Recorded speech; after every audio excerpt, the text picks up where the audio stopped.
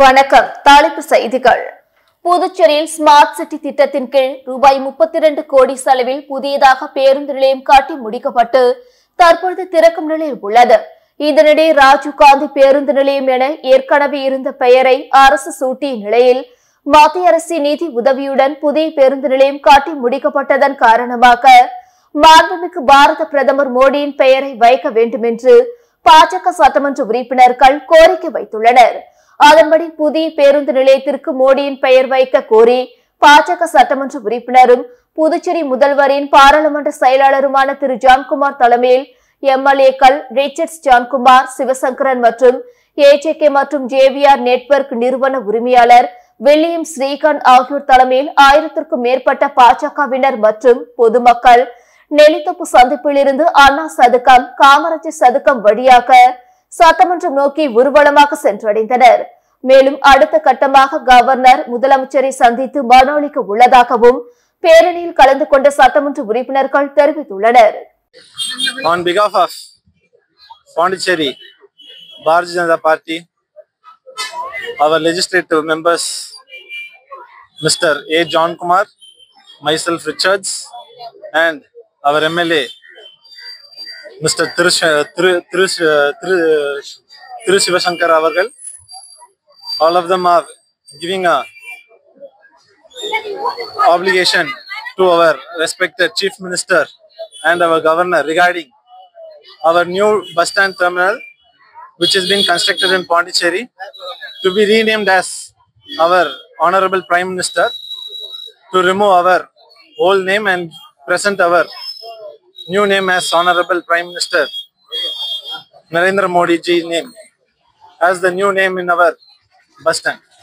So in that case, we are just giving a silent and peaceful obligation by our Pondicherry, Niltop, Kamaraj Nagar மற்றும் Uzhavarkarai constituency members. Thank you. Bahour தொகுதிக்குட்பட்ட சோரியங்குப்பம் கிராமத்தில் அமைந்துள்ள அருள்மிகு ஸ்ரீ ஆதி அங்காள பரமேஸ்வரி அம்மன் ஆலயத்தின் 4ஆம் ஆண்டு மயான கொள்ளை உற்சவத்தை முன்னிட்டு அவ்விழாவில் ஏஜேகே மற்றும் ஜேவிஆர் நெட்வொர்க் நிறுவனர் திரு ரீகன் ஜான்குமார் அவர்களை சிறப்பு விருந்தினராக கலந்து கொள்வதற்கான திருவிழா அழைப்பிதழை திரு ரீகன் ஜான்குமார் அவர்களுக்கு ஊர் தலைவர் திரு ஆறுமுகம் மற்றும் ஆலய நிர்வாகிகள் சார்பில் வழங்கப்பட்டது. இந்நிகழ்ச்சியின் போது திரளாக அப்பகுதி பொதுமக்கள் மற்றும் ரீகன் ஜான்குமார் ஆதரவாளர்கள் உடனிருந்தனர். விழுப்புரம் மாவட்டம் ஆரோவில் அடுத்த ஆலங்குப்பம் கிராமத்தில் அமைந்துள்ள அங்காள பரமேஸ்வரி அம்மன் கோவில் மயான கொள்ளை விழாவை முன்னிட்டு கடந்த 23ஆம் தேதி கொடியேற்றத்துடன் துவங்கியது. விழாவையொட்டி நேற்று தேர்வு செய்யப்பட்ட பக்தர்களுக்கு 50 கிலோ மிளகாய் பொடி அபிஷேகம் மற்றும் தயிர், எலும்பிச்சை, மஞ்சள், பால், இளநீர் உள்ளிட்ட 6 வகையான சிறப்பு அபிஷேகம் வெகு விமர்சையாக நடைபெற்றது. இதில் பல்வேறு பகுதிகளில் இருந்து பக்தர்கள் திரளாக கலந்து கொண்டு சுவாமி தரிசனம் செய்தனர். விழாவிற்கான ஏற்பாடுகளை கப்பல், வாகனம் உபயதாரர்கள் மற்றும் பஞ்சாயத்தாரர்கள், ஆலங்குப்பம் ஊர் பொதுமக்கள் வெகு சிறப்பான முறையில் செய்திருந்தனர். அனைத்திந்திய பிஎஸ்என்எல் ஓய்வூதிய நலசங்கத்தினர் சார்பில் பிஎஸ்என்எல் தலைமை அலுவலகம் முன்பு தமிழ்நாடு தொலைத்தொடர்பு துறை ஊழியர்கள் கூட்டுறவு நலசங்கம் சார்பில் ஓய்வூதியதாரர்களுக்கு வழங்க வேண்டிய நிலுவைத் தொகையை உடனே வழங்க வேண்டும், இறந்த குடும்ப ஓய்வூதியதாரர்களுக்கு விரைவாக நிலுவைத் தொகையை வழங்கிட வேண்டும், மேற்கண்ட நிலுவைத் தொகையை காலத்தில் வழங்காமல் சங்க நிதி ஊழல் செய்த நிர்வாகிகளை உடனே கைது செய்திட வேண்டும் என்ற கோரிக்கைகளை முன்னிறுத்தி மாவட்ட செயலாளர் சிவகுமார் தலைமையில் கண்டன ஆர்ப்பாட்டம் நடைபெற்றது. ஆர்ப்பாட்டத்தில் 50க்கும் மேற்பட்ட ஓய்வூதியதாரர்கள் கலந்து கொண்டு கண்டன கோஷங்கள் எழுப்பினர்.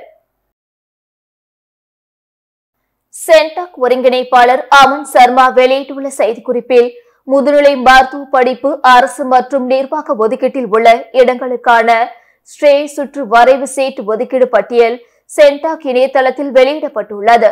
முழு கல்வி கட்டணம் செலுத்தியதன் அடிப்படையில் ஸ்ரே சுற்றுக்கு சீட் ஒதுக்கீடு செய்யப்படுகிறது. விண்ணப்பதாரர்கள் தங்களது பயனாளர் ஐடி மூலம் இணையதள பக்கத்திற்கு சென்று சீட் ஒதுக்கீட்டு நிலையை சரிபார்த்துக் கொள்ளலாம். விண்ணப்பதாரர்கள் இன்று 26ஆம் தேதி முதல் சீட் ஒதுக்கீடு உத்தரவை பதிவிறக்கம் செய்து கொள்ளலாம். விண்ணப்பதாரர்கள் இன்று முதல் அனைத்து அசல் சான்றிதழ்கள் மற்றும் சீட் ஒதுக்கீடு உத்தரவை கல்லூரி முதல்வரிடம் சமர்ப்பித்து வரும் 28ஆம் தேதி மாலை 5 மணிக்குள் சேர வேண்டுமென குறிப்பிடப்பட்டுள்ளது. காரைக்கால் அரசு மருத்துவமனையின் செயல்பாடுகள் குறித்த கலந்தாய்வு கூட்டம் கவர்னர் கைலாஷ்நாதன் தலைமையில் நடந்தது. மருத்துவமனை செயல்பாடுகள், உள்கட்டமைப்பு வசதி, மருத்துவ பணியாளர்கள் விவரம், மருத்துவ வசதிகள் குறித்து காணொலி காட்சி மூலம் விளக்கப்பட்டது.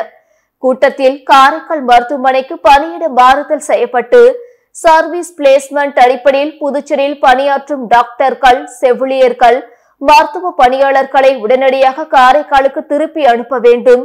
சென்டாக் நிதி உதவி பெற்று முதுநிலை மருத்துவ கல்வி பயிலும் மாணவர்கள் படிப்பு முடித்த பின்பு 1 ஆண்டு காலம் அரசு மருத்துவமனையில் சேவையாற்ற ஒப்பந்தம் செய்ய வேண்டும் உட்பட பல்வேறு உத்தரவுகளை கவர்னர் பிறப்பித்தார். கூட்டத்தில் கவர்னரின் செயலர் மணிகண்டன், சுகாதாரத்துறை செயலர் ஜெயந்த்குமார் ரே, செயலர் முத்தம்மா, சுகாதாரத்துறை இயக்குநர் ரவிச்சந்திரன், மருத்துவ கண்காணிப்பாளர் செவ்வேல், காரைக்கால் மருத்துவமனை மருத்துவ கண்காணிப்பாளர் கண்ணகி உட்பட பலர் பங்கேற்றனர். அகில இந்திய என்ஆர் காங்கிரஸ் கட்சியின் உப்பளம் தொகுதி தலைவராக பாஸ்கரை நியமனம் செய்து என்ஆர் காங்கிரஸ் கட்சியின் தலைவரும் முதலமைச்சருமான ரங்கசாமி அறிவிப்பு வெளியிட்டிருந்தார். இந்நிலையில் உப்பளம் தொகுதி என்ஆர் காங்கிரஸ் தலைவராக அறிவிக்கப்பட்ட பாஸ்கர் தலைமையில் தொகுதி நிர்வாகிகள் முதலமைச்சர் ரங்கசாமி சட்டப்பேரவையில் உள்ள அவரது அலுவலகத்தில் நேரில் சந்தித்து புரட்சியாளர் அம்பேத்கர் சிலையை வழங்கி வாழ்த்து பெற்றனர். அதனைத் தொடர்ந்து பொதுப்பணித்துறை அமைச்சர் லட்சுமி நாராயணன், துணை சபாநாயகர் ராஜவேலு, அரசு கொறடா ஏகேடி ஆறுமுகம் மற்றும் சட்டமன்ற உறுப்பினர் பிரகாஷ்குமார் ஆகியோரை சந்தித்து சால்வி அணிவித்தும் பூங்கொத்து கொடுத்தும் வாழ்த்துக்களை பெற்றனர். இதில் உப்பளம் தொகுதி நிர்வாகிகள் முரளிதரன், மணிகண்டன், வெண்மதி உட்பட ஏராளமான நிர்வாகிகள் கலந்து கொண்டனர்.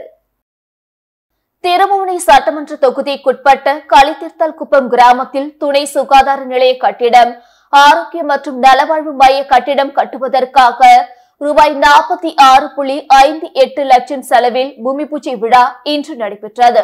இதில் சிறப்பு விருந்தினராக பொதுப்பணித்துறை அமைச்சர் லட்சுமி நாராயணன், தொகுதி சட்டமன்ற உறுப்பினர் அங்காளன் ஆகியோர் கலந்து கொண்டு பூமி பூஜை செய்து பணியினை தொடங்கி வைத்தனர். இந்த நிகழ்ச்சியில் சுகாதாரத்துறை செயலாளர் ஜெயந்த்குமார் ராய், பொதுப்பணித்துறை தலைமை பொறியாளர் தீனதயாளன், கண்காணிப்பு பொறியாளர் வீரசெல்வம் உட்பட அதிகாரிகள் மற்றும் அப்பகுதி மக்கள் திரளாக கலந்து கொண்டனர். வில்லியனூர் அடுத்த உதயம்பட்டு கிராமத்தில் எழுந்தருளி உள்ள ஸ்ரீ சத்குரு மகான் வண்ணார பரதேசி சுவாமிகள் சித்தர் ஆலயத்தில் தேய்பிறை பிரதோஷத்தை முன்னிட்டு மகானுக்கு சிறப்பு அபிஷேகங்கள் மற்றும் சிறப்பு அலங்காரத்தில் தீபார்த்தனைகளும் நடைபெற்றது. இதில் மகானுக்கு பால், தயிர், இளநீர், சந்தனம், விபூதி, பன்னீர், பழங்கள், பஞ்சாமிர்தம், தேன், அபிஷேகத்தூள் உள்ளிட்ட பல்வேறு திரவியங்களால் அபிஷேகம் செய்யப்பட்டது. இதனைத் தொடர்ந்து மகானுக்கு கலச நீர் அபிஷேகம் செய்யப்பட்டு மகா தீபார்த்தனை காண்பிக்கப்பட்டது. இதில் சுற்றுவட்டாரத்தை சேர்ந்த திரளான பக்தர்கள் கலந்து கொண்டு சுவாமி தரிசனம் செய்தனர்.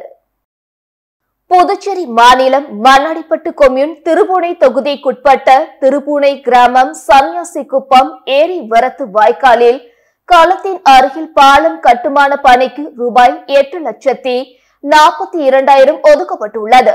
இப்பணிக்கான பூமி பூஜை பொதுப்பணித்துறை சார்பில் இன்று நடைபெற்றது. இந்நிகழ்ச்சிக்கு திருபுவனை தொகுதி சட்டமன்ற உறுப்பினர் அங்காளன் கலந்து கொண்டு விழாவிற்கு தலைமை தாங்கி பூமி பூஜை செய்து பணியினை தொடங்கி வைத்தார். நிகழ்ச்சியில் பொதுப்பணித்துறை நீர்ப்பாசன கோட்டம் செயற்பொறியாளர் ராதாகிருஷ்ணன், உதவி பொறியாளர் செல்வராசு, இளநிலை பொறியாளர் பாலாஜி மற்றும் ஊர் பிரமுகர்கள், பொதுமக்கள், சட்டமன்ற உறுப்பினரின் ஆதரவாளர்கள் பலர் கலந்து கொண்டனர். இத்துடன் செய்திகள் நிறைவடைந்தன. வணக்கம்.